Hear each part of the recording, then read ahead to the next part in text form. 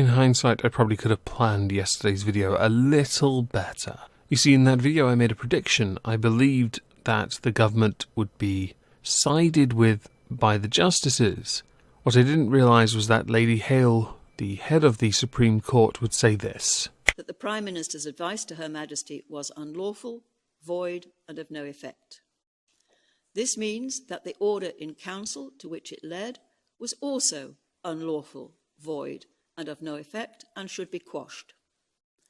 This means that when the Royal Commissioners walked into the House of Lords, it was as if they had walked in with a blank sheet of paper. The prorogation was also void and of no effect. Parliament has not been prorogued. Which then led to John Bercow saying this: Good afternoon. I welcome the judgment this morning of the Supreme Court. That judgment is unanimous, that judgment is unambiguous, and that judgment is unqualified.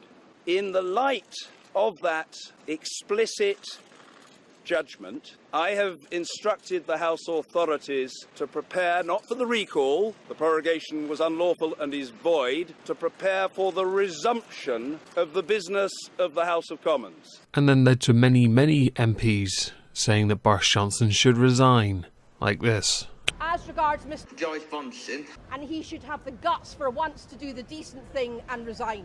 And quite frankly, on the back of this, Joyce Bonson, must resign immediately. Joyce Bonson has been found to have misled the country.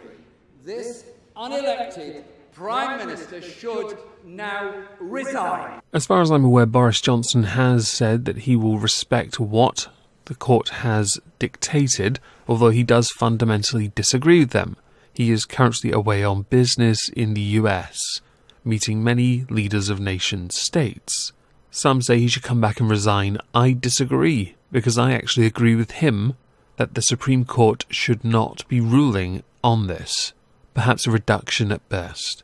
I also don't think you should make someone who's only been in office for a few months, who has actually done nothing in the entire time, resign when they haven't actually had a chance to do anything.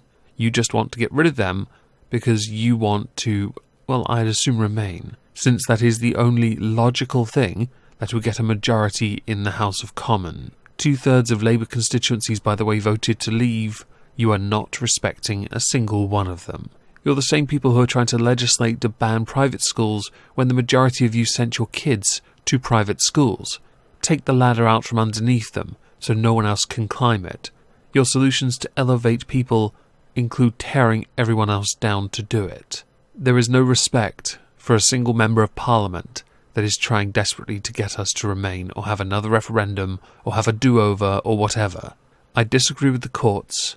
Boris is going to respect it, although he can prorogue again, if he really wants to. It'll be very interesting to see what happens. PMQs will not be on just yet. It is known that the Prime Minister has spoken to the Queen. No doubt she sat back and thought, did they just say that he gave me bad advice? Surely they know I'm able to pay attention enough to make this decision for myself. While I do agree the monarch is not above the law, one must respect her decision if she chooses to make it. And the court's voting unanimously. It's very interesting to look at them closely and notice how many of them have interests, especially financial ones, in Europe. Not one of you could truly be impartial when all of you have a vested interest in the European project.